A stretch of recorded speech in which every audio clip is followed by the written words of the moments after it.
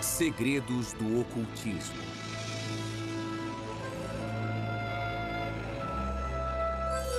Os cientistas.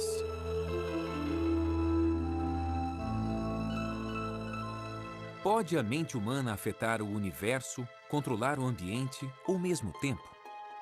Os cientistas continuaram de onde os praticantes do ocultismo pararam e buscaram resolver mistérios que os magos há muito tempo tentavam entender. –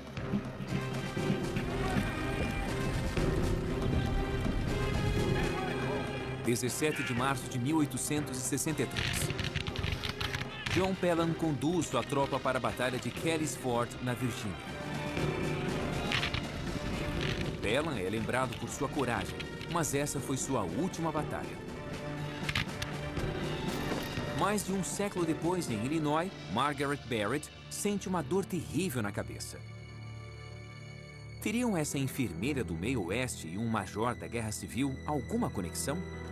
Margaret acredita que foi o major numa vida passada.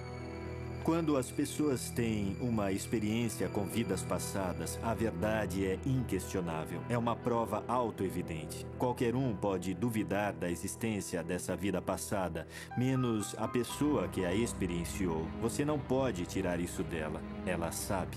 A maioria pensa diferente, mas homens como Isaac Newton, Galileu e Carl Jung são responsáveis por alguns dos maiores avanços na ciência, que um dia foram considerados misticismo. Como saber se coisas que vemos hoje como sobrenaturais e inconcebíveis não se mostrarão ciência totalmente legítima daqui a 50 anos?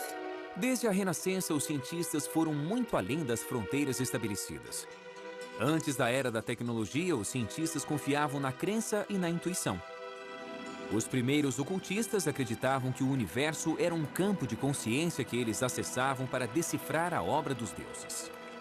Achamos que estamos separados uns dos outros, mas nós somos parte de um vasto universo. Essa é a ideia central que os magos ocultistas tinham. Eles expressavam muito bem quando diziam, assim no céu como na terra. Significa que não importa para onde olhemos, os padrões são os mesmos. No nível microscópico, no nosso nível ou no nível cósmico. Aqueles magos acreditavam que o universo e a mente estavam ligados. Uma conexão que os físicos quânticos ainda estão tentando provar. As pessoas acham isso eletrizante, essa sobreposição que existe entre o modo como o cérebro funciona e como o universo funciona. Mas outras práticas da nova era, como o uso da mediunidade e a exploração de vidas passadas, não são aceitas. Todas essas experiências que dizem ser ocultistas, às vezes se originam do corpo de uma patologia cerebral.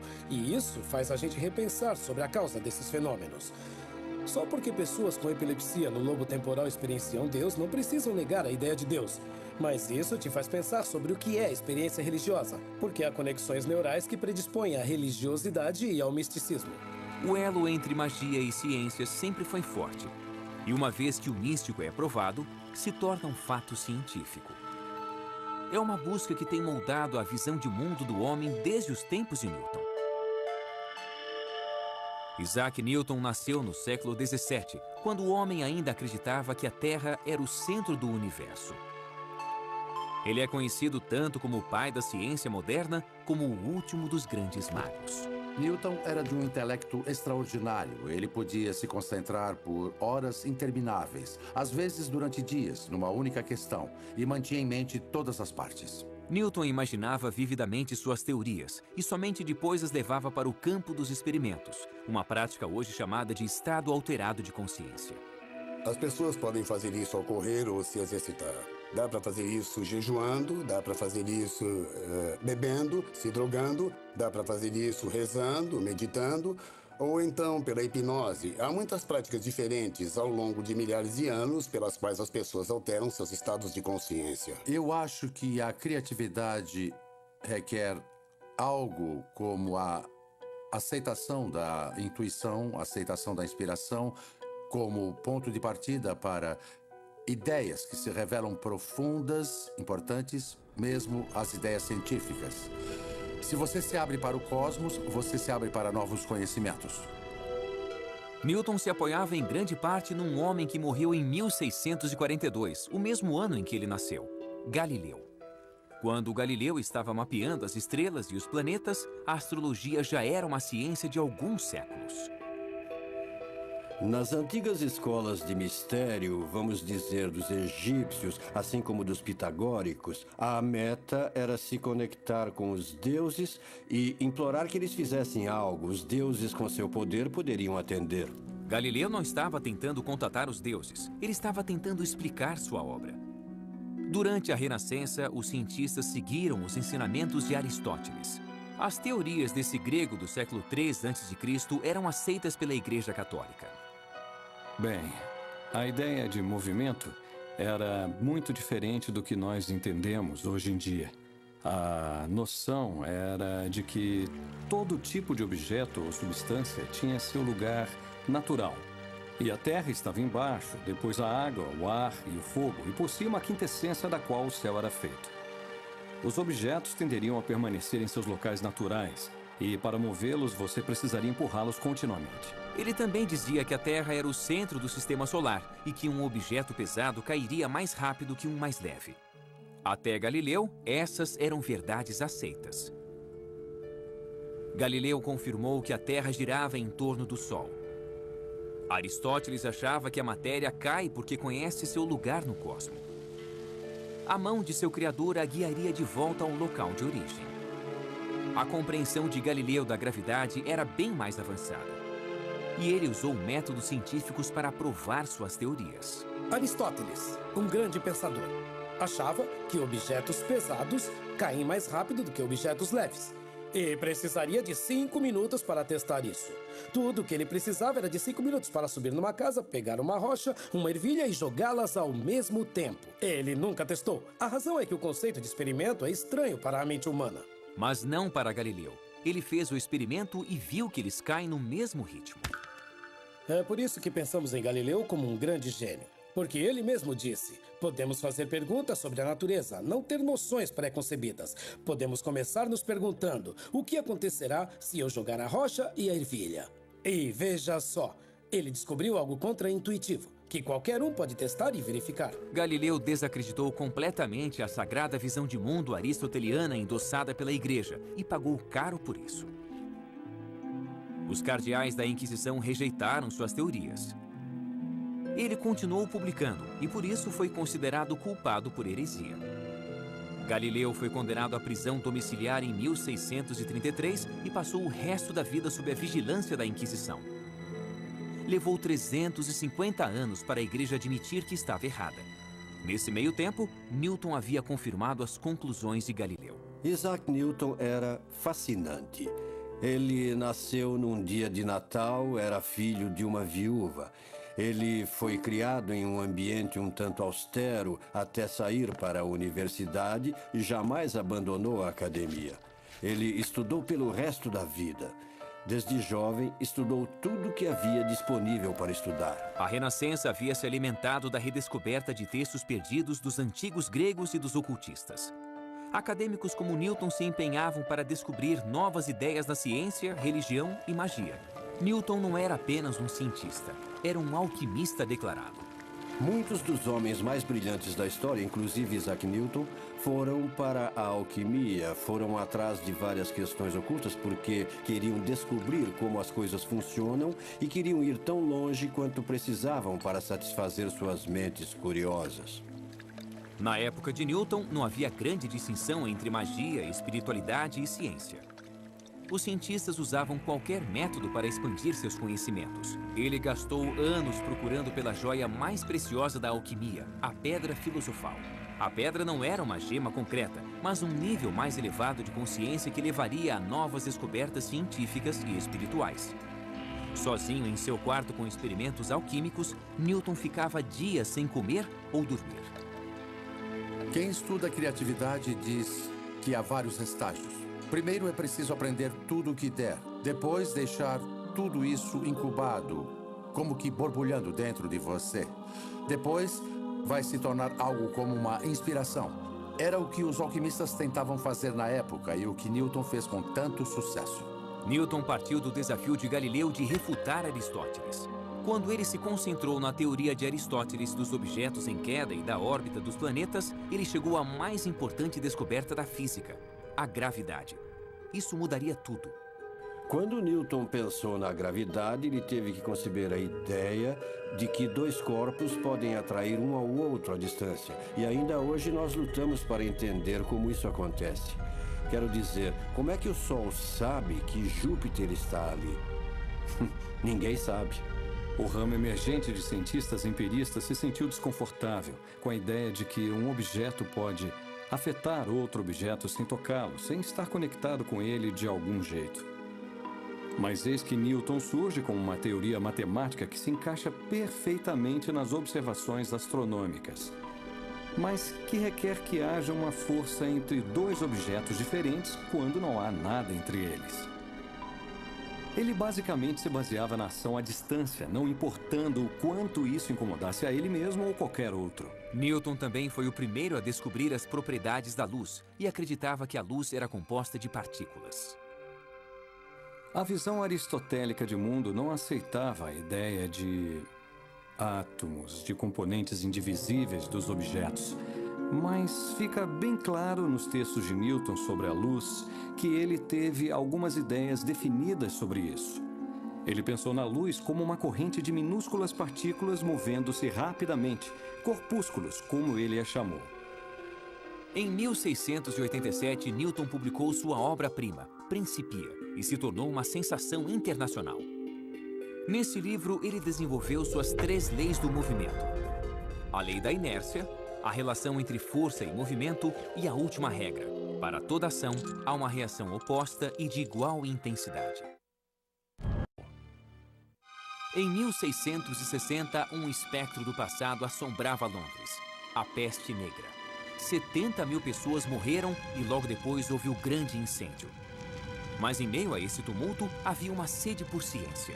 Em 1660, um grupo de elite de cientistas britânicos formou a Sociedade Real, a primeira organização da história devotada à ciência.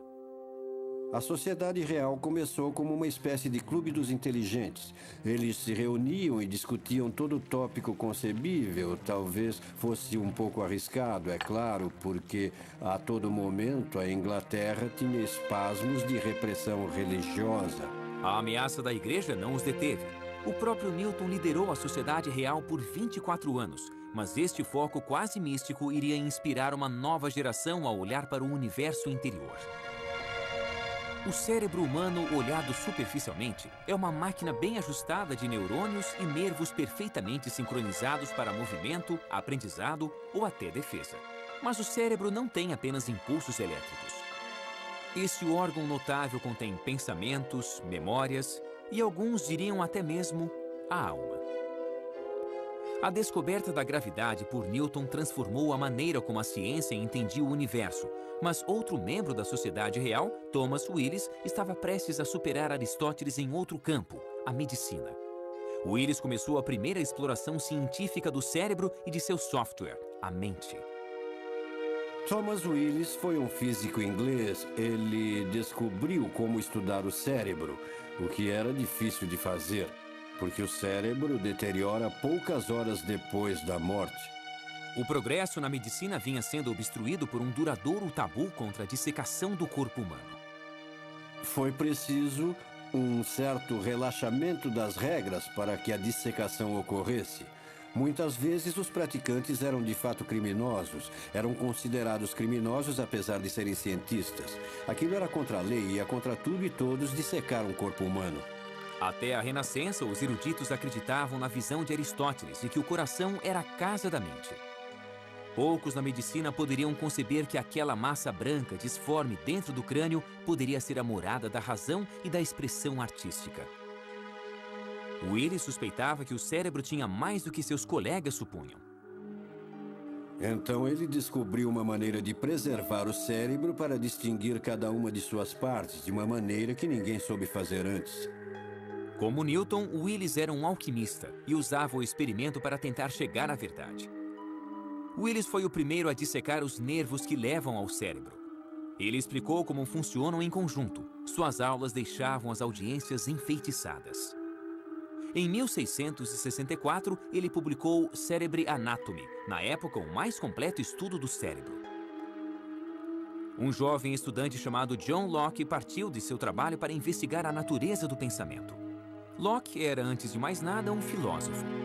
Em 1660, ele havia publicado um ensaio sobre a compreensão humana, também se distanciando de Aristóteles. John Locke desafiou a noção aristotélica de que as ideias eram inatas na mente humana. Ele preferiu se focar no desenvolvimento das ideias, no desenvolvimento de seu processo e em como o cérebro apreende o universo.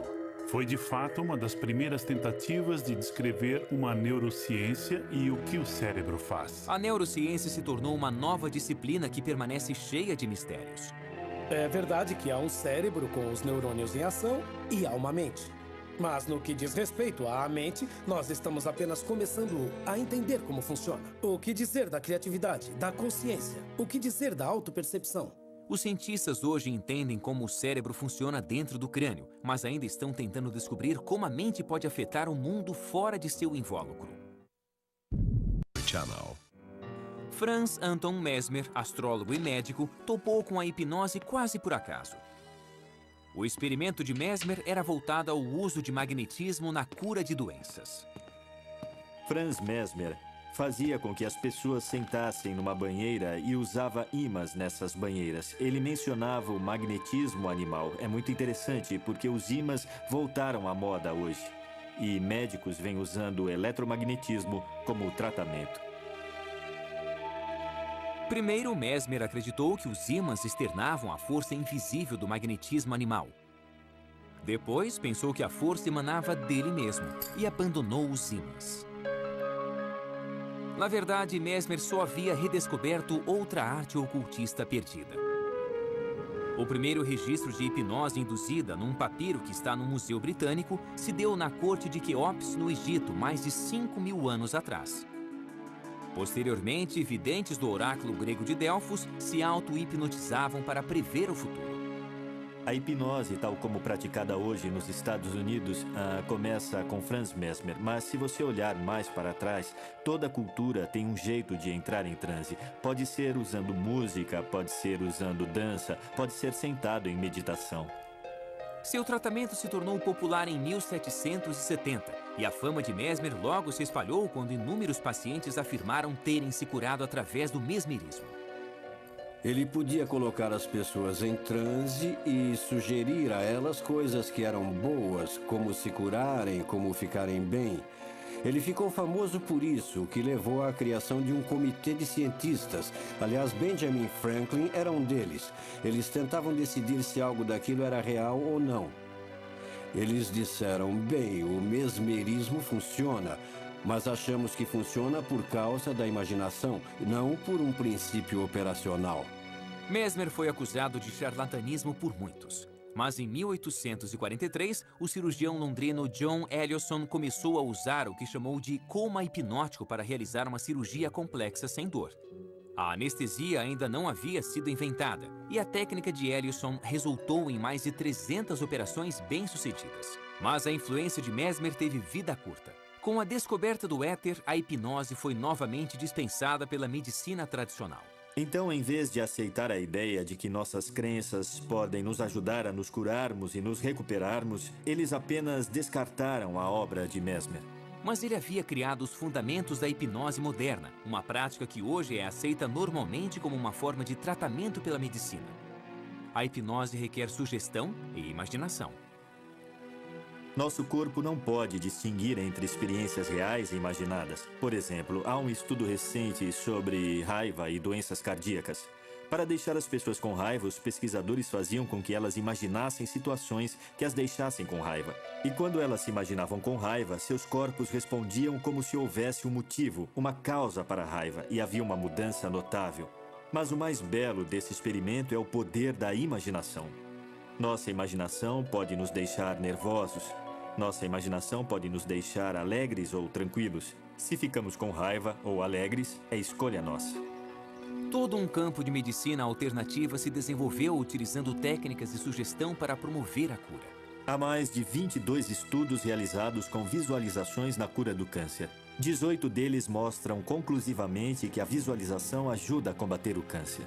Não é surpresa. Obviamente, a nossa mente regula funções corporais. Então, se você pode influenciar a mente, seja pela meditação, seja desenvolvendo certas frequências de ondas mentais, seja apresentando imagens e ideias, é claro que você deverá obter um efeito na materialidade da doença ou uma eficácia no tratamento. Cientistas estudaram o fenômeno cuidadosamente, mas ainda não é claro como e por que ele funciona. Há 2 critérios quando se encontra um novo fenômeno. Um é, ele se encaixa no panorama do que sabemos em ciência ou sobre a mente? O segundo é, pode repeti-lo? A hipnose é rejeitada pela primeira razão, que não é o melhor motivo. Ou seja, como situá-la no que sabemos sobre mente e cérebro? O que é hipnose? Como você entra na mente de alguém e o faz abanar a mão ou agir como um bobo? Não faz sentido. Rejeite. Mas e o segundo critério, repetibilidade? Você pode repeti-la até em centenas de pessoas. E isso vem nos desafiando há uns 100 anos. Sabemos que é um fenômeno válido, perfeitamente legítimo, mas só não temos uma explicação para ele. Antes de Mesmer, os médicos lutaram por séculos para entender os problemas que eles viam em seus pacientes e que não podiam ser explicados pela ciência médica da época. Em 1885, a humanidade estava mudando. Carl Benz havia criado o primeiro veículo movido a gasolina. O Dr. Sigmund Freud estava numa grande empreitada, tentando resolver os problemas emocionais de seus pacientes. Ele tentou a hipnose. Colocando seus pacientes em transe, ele descobriu que eles se lembravam de traumas do passado. Os físicos haviam desenvolvido uma nova compreensão sobre a energia. Ela não podia ser destruída, apenas transformada. Freud se inspirou nessa descoberta. Ele era brilhante, tinha opiniões firmes e era um grande estudioso. Então, ele olhou à sua volta e viu um conhecimento sistematizado que ganhava força no que era chamado de ciência natural e que depois se tornou a física. Ele pegou aquelas metáforas e as passou para a psique. Freud descobriu o inconsciente. Ele viu a personalidade humana como um sistema de energia psíquica. A energia que não se expressava conscientemente se desviava para o inconsciente do paciente, criando as neuroses. Freud identificou a energia sexual reprimida como a causa de toda doença mental. E as ideias dele ainda estão muito em voga. Ainda pensamos em como nossos desejos mais profundos são reprimidos e suplantados por outras motivações. É a extrapolação freudiana do modelo físico para o domínio psíquico. Freud inventou a psicanálise como um método para liberar os traumas sexuais enterrados no inconsciente. Era uma nova fronteira no estudo da consciência, e apesar de muito do trabalho de Freud ter sido contestado, sua obra propiciou os fundamentos da psicologia moderna. Conservador, Freud jamais se deixaria identificar como um ocultista, mas um de seus seguidores provaria ser tanto um pioneiro nessa área quanto um praticante de ocultismo. Ele queria saber tudo a respeito de tudo, ele lia de tudo. Ele viajou para a África, viajou para a Índia, ele viajou para a América. Ele era alguém que tinha um apetite voraz pela experiência e por tentar entender a psique em todos os tempos e locais e em todos os cantos do planeta. Carl Jung nasceu 10 anos antes de Freud inventar a psicanálise. Filho de um pastor, Jung conduziu experimentos espiritualistas. Ele se tornou psicólogo para explorar as dimensões da mente, mas por toda a vida nunca perdeu o fascínio pelo oculto. Seu herói, Freud, se tornou tanto seu mentor quanto seu maior rival. Ele não conhecia Freud até 1907. E quando eles se viram, conversaram por 13 horas seguidas. E uma das coisas que vieram à tona foi o ocultismo. Jung havia sido um defensor da teoria sexual de Freud sobre a histeria antes de se conhecerem. Ele a defendeu publicamente, mas não achava que a teoria sexual explicava tudo. E quando ele se sentou com Freud por 13 horas, Freud assumiu uma expressão muito séria. Olhou para Jung e disse: "Você precisa fazer uma coisa, meu filho. Você precisa me prometer que nunca vai abandonar a teoria sexual e que vai fazer dela um dogma, uma fortaleza contra a maré negra de lama." Então ele hesitou e disse: "Do ocultismo." Jung se recusou a acreditar que a repressão sexual explicava tudo e não pensava em desistir do ocultismo. E Freud garantiu que Jung pagaria o preço. Jung, na época da ruptura com Freud, era presidente da Associação Internacional de Psicanálise. E Freud não queria deixar a instituição a cargo de Jung. Então, nos bastidores, quase numa prática ocultista, ele formou um pequeno comitê e deu a cada um dos membros um anel e fez com que cada um jurasse segredo. Então, eles começaram uma certa conspiração para se livrarem de Carl Jung. Depois de romper com Freud, Jung caiu numa depressão de 6 anos. Ele se retirou para sua casa de campo em Bollingen. Como Newton, muitos séculos atrás, ele estava em busca de sua própria pedra filosofal. Ele lutou contra sua depressão e emergiu com um novo tipo de psicologia, imbuída de pensamento místico.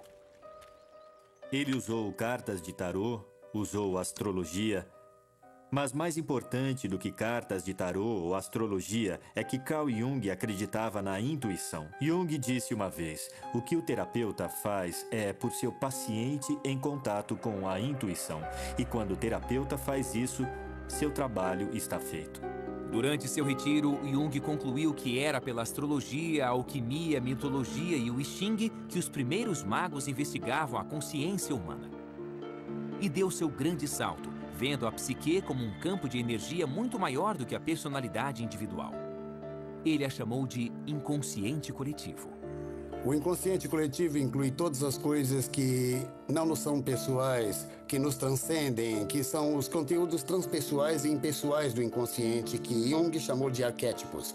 São componentes tipicamente humanos que não têm nada a ver conosco pessoalmente, não dizem respeito a experiências pessoais, não são sobre nossa mãe ou nosso pai, são sobre nossa própria ideia de mãe e pai. Tanto Jung como Freud praticaram os estados alterados da consciência usados por magos para obter seus maiores insights.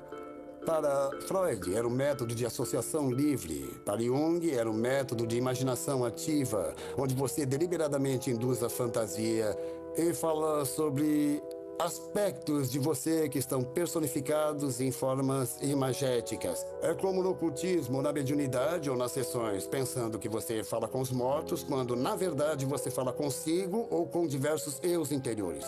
Freud havia isolado a personalidade num pacote de neuroses, guiado apenas pela repressão sexual, ao passo que Jung levou o individual a um patamar maior, um lugar mais vasto da humanidade, com sentido e continuidade. Nós temos tanto o inconsciente pessoal como o inconsciente coletivo. O inconsciente pessoal está mais alinhado com a nossa alma e o inconsciente coletivo é a sabedoria, os arquétipos, os mitos, as universalidades que qualquer um pode tatear. Então todos temos nosso caminho pessoal e todos temos um caminho coletivo. As ideias de Jung inspiraram muitas práticas da nova era.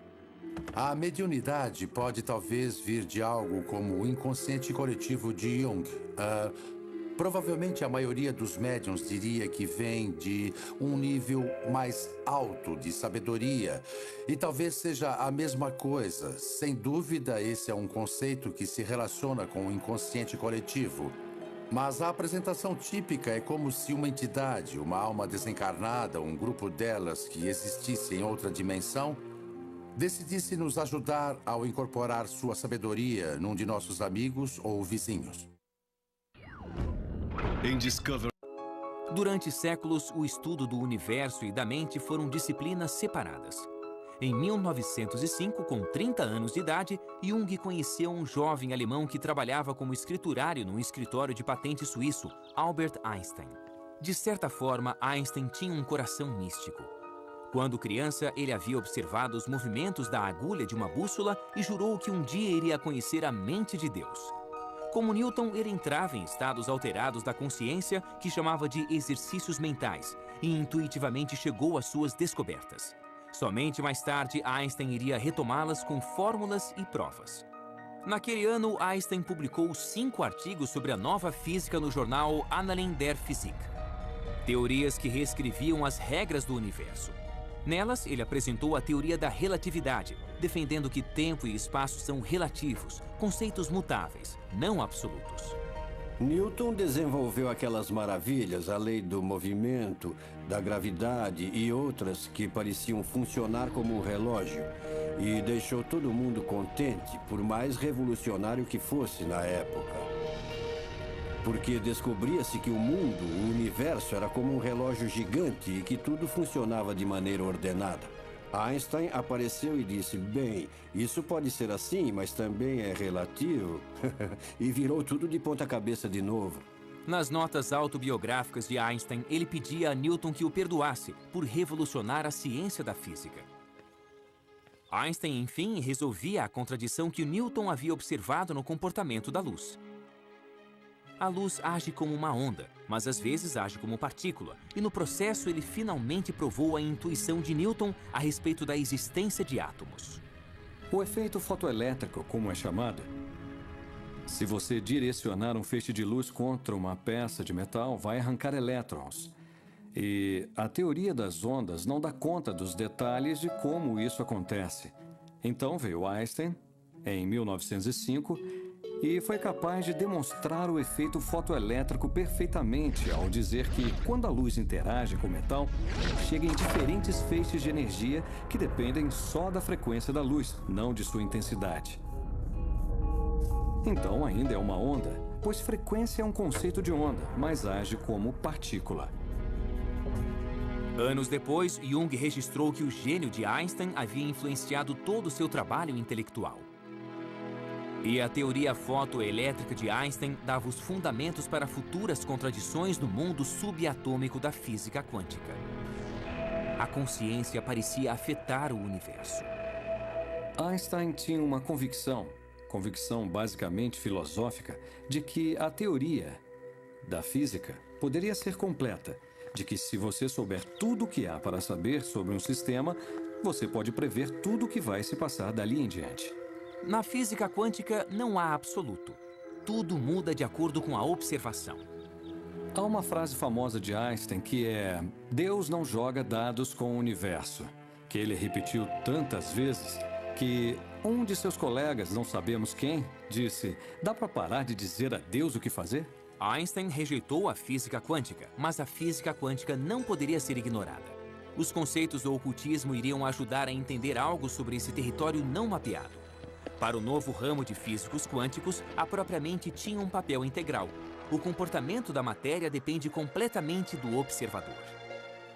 A ideia de que a física ou de que a realidade física é, de certa forma, um construto da mente, ou que dependa dela, é certamente uma das maneiras de se interpretar a mecânica quântica, e esse é um dos motivos pelo qual se gera tanta discussão, porque algumas pessoas gostam muito dessa ideia e outras detestam. Os físicos quânticos chamam isso de problema do observador. Se apenas seres conscientes podem ser observadores, então estamos intimamente conectados à própria existência da realidade. Sem nós, haveria apenas uma superposição de possibilidades em expansão, com nada definitivo acontecendo de fato. 15 anos depois da publicação dos artigos revolucionários de Einstein, Wolfgang Pauli, mal saído da adolescência, escreveu uma exposição brilhante da teoria da relatividade de Einstein. Os dois pioneiros da mecânica quântica, Max Born e Niels Bohr, encorajaram Pauli a se juntar a eles em seu campo. As grandes questões se tornaram a obsessão de Wolfgang Pauli. Apesar de ser um homem difícil e perturbado, Pauli era um mestre da intenção. Os cientistas falavam do efeito Pauli. Seus colegas nos laboratórios experimentais de física diziam: Pauli, por favor, fique longe. Porque assim que ele chegava no laboratório, todos os experimentos paravam de funcionar. Eles diziam até mesmo que se Pauli chegasse à cidade num trem, os experimentos iriam parar de funcionar. Ele, como muitos outros que tomamos como grandes cientistas, era um propositor consumado. Ele podia projetar o que estava para acontecer e acontecia de certa maneira. Ele era um dos mais criativos pensadores da mecânica quântica por isso. Pauli, como Newton, mergulhou fundo em seu trabalho e acabou tendo um colapso mental. Em 1948, ele foi ao recém-criado Instituto C.G. Jung em busca de ajuda do agora famoso psicólogo. Assim que ele entrou no quarto, o efeito Pauli ocorreu. De repente, um vaso caiu no chão. Ambos diriam mais tarde que, quando o vaso se estilhaçou, eles reconheceram seus destinos. Juntos, eles tentariam compreender o universo usando tanto a física quanto a psicologia. Pauli se tornou um dos grandes contribuidores no desenvolvimento da física quântica, em parte pelas intuições de que ele se valia e, ao menos em parte, pela colaboração com um grande pensador intuitivo, Carl Jung, num campo bem diferente do seu. E, por sua vez, Jung entendeu muito mais e foi mais capaz de expressar com rigor as coisas que sabia devido às contribuições de Pauli. O próprio incidente os levou a desenvolver o conceito de sincronicidade, onde dois eventos supostamente aleatórios colidem para criar significado.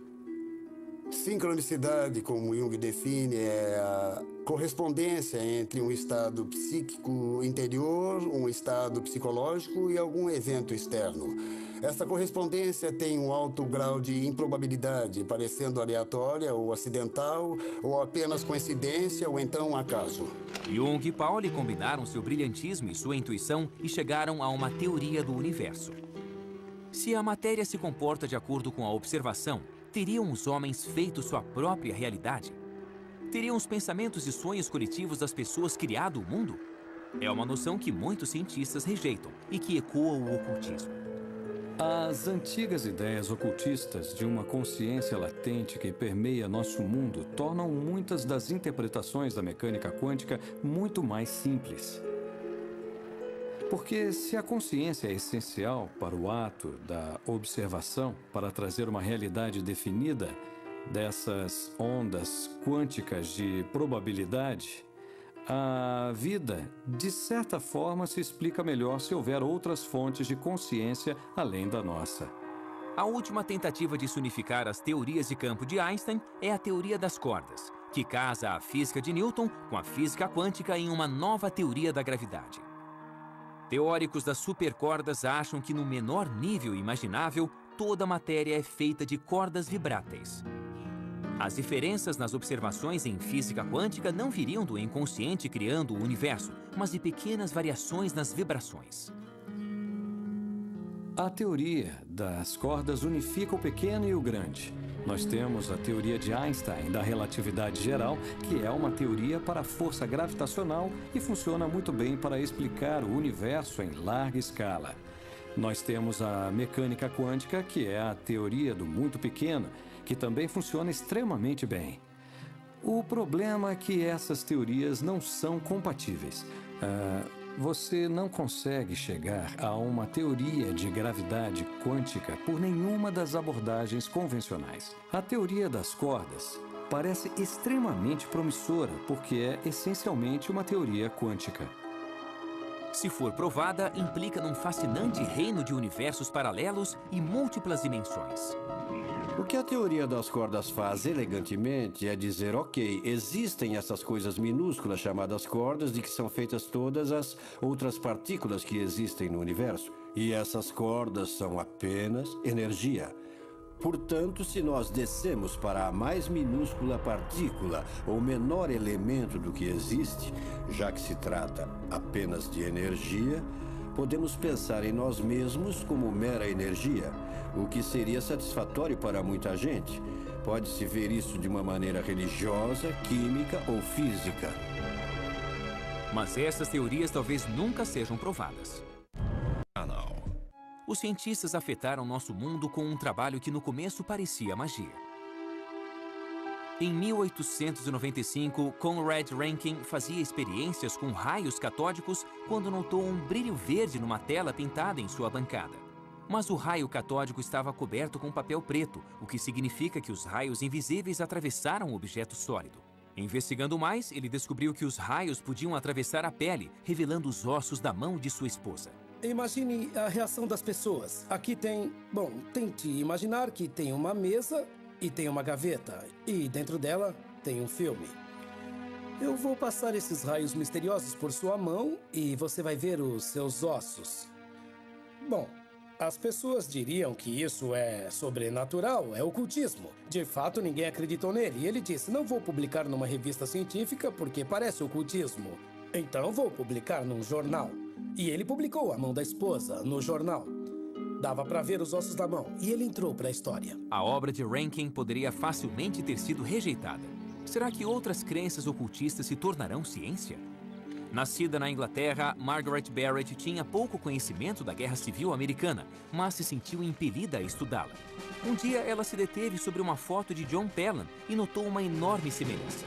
Pelham, o galante, como era conhecido, foi morto pelas tropas da União aos 24 anos. Estaria ele vivo em Margaret? Margaret sofria de enxaqueca crônica. Ela fez uma cirurgia cerebral para o que eu acredito que fosse a mesma lesão da qual John Pelham morreu. John Pelham morreu quando uma bala explodiu na parte de trás da cabeça e atingiu o crânio. Margaret teve o mesmo problema que a levou à cirurgia cerebral. Então, o que fazer com a crença de Margaret na aparente conexão entre a morte de Pelham e seu problema? Quando conduzo uma regressão a vidas passadas, a primeira coisa é tentar criar uma ponte. A ponte é alguma conexão entre a vida corrente e a vida passada. Pode ser um medo, uma fobia, pode ser um trabalho, um relacionamento, não importa o que seja. Algumas vezes até sonhos podem se tornar pontes para a vida passada. Uma vez feita a história completa dessa pessoa, eu passo a hipnotizá-la. Então, o que tentamos fazer com a regressão é ajudar a pessoa a aprender sobre suas vidas passadas, para que elas não cometam os mesmos erros na vida corrente. Nós guardamos marcas dos que viveram antes de nós? Nós temos a ação e a inteligência à distância. A questão é que temos de nos conectar a isso, temos de estar conscientes dessa possibilidade.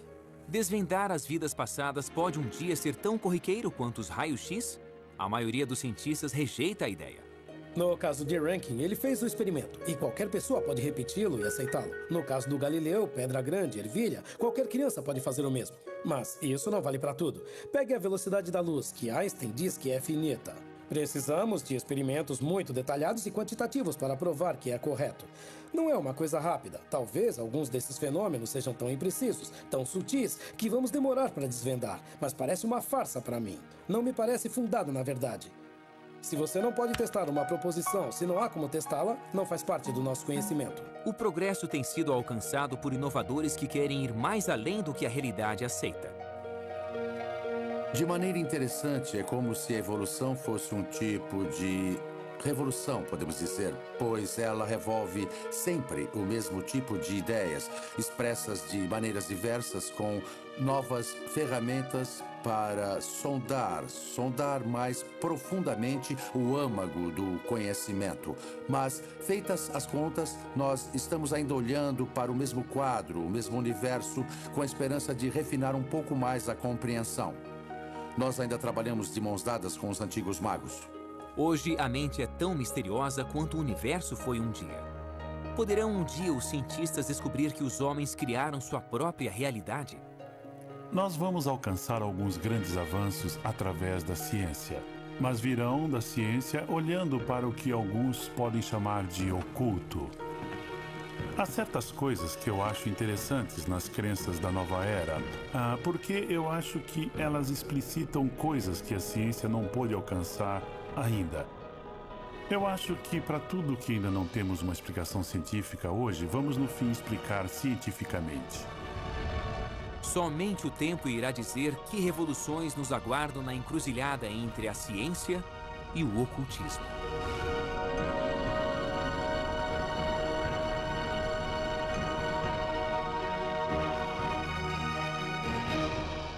Versão brasileira, Tempo Filmes, São Paulo.